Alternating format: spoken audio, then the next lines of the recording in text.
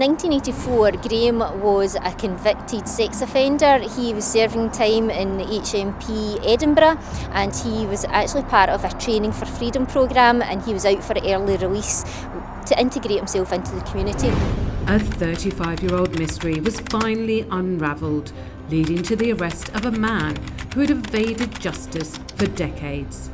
In 1984, Mary Mclaughlin, a 58-year-old great-grandmother, met a horrifying fate. This is a story of a crime that remained unsolved for over 3 decades and was finally cracked by the advances in forensic science. But before we continue, please subscribe and drop a comment to help us keep making more fascinating true crime videos for you.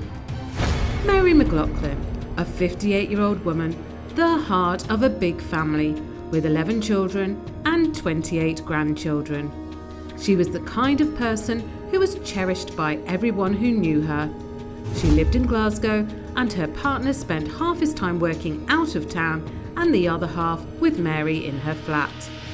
On that fateful evening of September the 26th, 1984, her partner was away as usual, and Mary enjoyed a pleasant time at the local pub, engaged in a friendly game of dominoes with her daughter Catherine.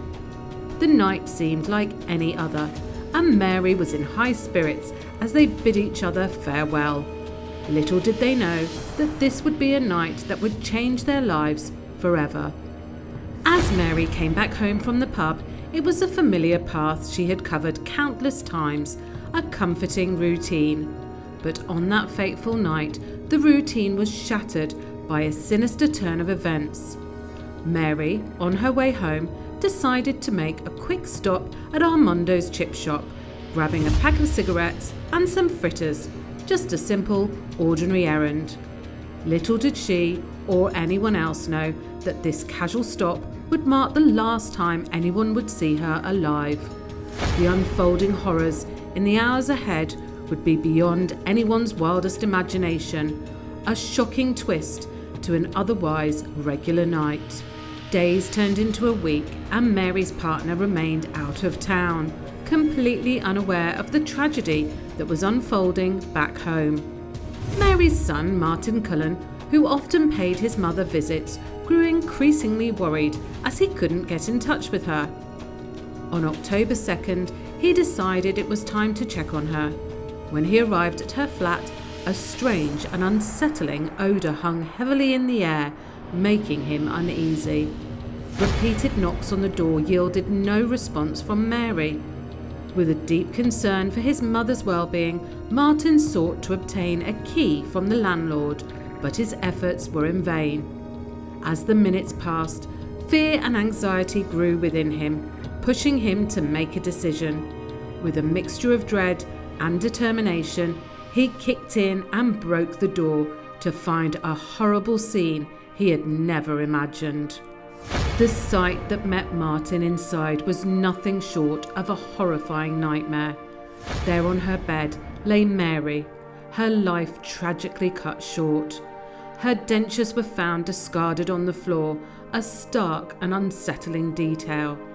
Adding to the unsettling scene, her green dress was bizarrely worn backward, an eerie twist that left more questions than answers. The most terrifying aspect of all was the cord from her dressing gown, a once innocent item now transformed into a weapon of evil. It was wrapped tightly around her neck, not just once, but knotted 3 times, a disturbing sign of a prolonged and violent struggle. As Martin gazed upon his mother's lifeless body, her hands were slowly turning black, evidence of the trauma inflicted on her. Her overwhelming odour of decomposition filled the room, a stark reminder of the brutality that had taken place. This traumatising scene would haunt Martin for the rest of his life. The investigation into Mary Mclaughlin's murder was started, and the police began to quest for justice. Shockingly, the killer had unknowingly left behind a critical piece of evidence at the crime scene, his DNA. However, 1984 was a time when the technology for analysing such small DNA samples was far from advanced. This limitation posed a significant roadblock in the pursuit of the truth. Despite the tireless efforts of the investigators and the collection of countless statements from witnesses and potential leads, the case eventually grew cold. The murderer remained at large, leaving Mary's family in anguish and despair. It was a frustrating and heart-wrenching period, filled with more questions than answers. Over the years, Mary's case remained untouched and unsolved, patiently awaiting the advancements in forensic science that would ultimately deliver the justice she so rightfully deserved. The long-awaited moment came in 2008 when those crucial DNA samples were re-examined. However, even with the progress made in forensic technology, they still couldn't produce a definitive profile for the elusive killer. It wasn't until 2014 that a remarkable breakthrough unfolded. The Scottish crime campus situated in Gartcosh, North Lancashire, unveiled a cutting-edge DNA profiling facility. This state-of-the-art lab became a pivotal turning point in the quest for justice, setting the stage for a dramatic twist in Mary's case. The high-tech facility was equipped with cutting-edge tools that could identify a remarkable 24 different DNA markers, a substantial upgrade from the previous 11 markers. This advancement was a game-changer, offering much more accurate testing, even with smaller, harder to analyse samples. Now, imagine after decades, the dedicated detectives revisited the case's evidence, which included the cord that had been used to strangle Mary. Surprisingly, this cord had been meticulously preserved for over 35 long years, waiting for its moment to reveal the truth. Can you imagine that? They carefully extracted a sample from the centre of the knot, believing it had remained untouched for all those years. Fast forward to 2019, the year of a major breakthrough. The DNA sample carefully extracted from the knot was finally put to the test, and guess what? It led to a pivotal revelation that would change the course of Mary's haunting case.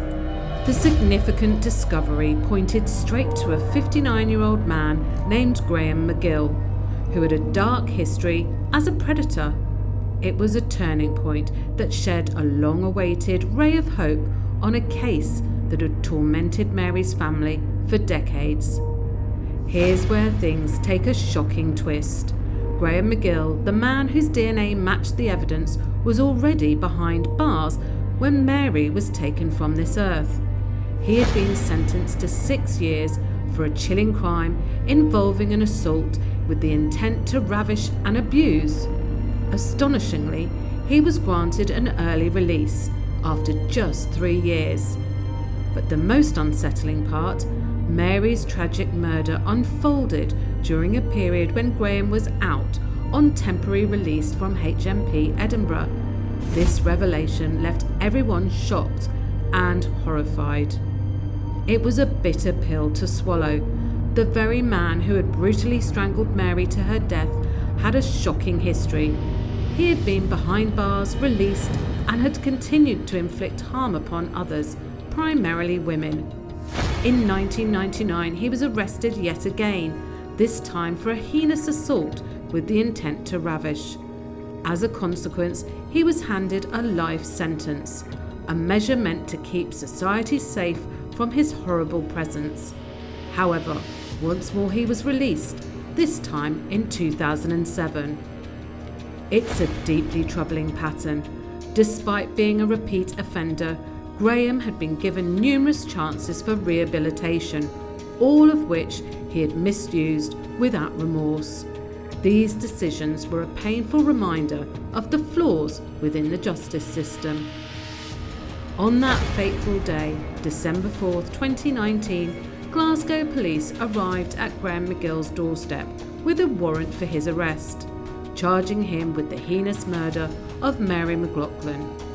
Graham was in complete disbelief, thinking he had successfully eluded the clutches of law for 35 long years. The audacity of his denial remained unshaken, even in the face of the overwhelmingly damning DNA evidence against him. Graham McGill's trial unfolded swiftly, with the jury taking merely 2 hours to deliberate before reaching a guilty verdict. The consequence of this verdict was a life sentence for Graham, with a minimum term of 14 years behind bars. However, for many, especially Mary's grieving family, the imposed sentence felt painfully inadequate.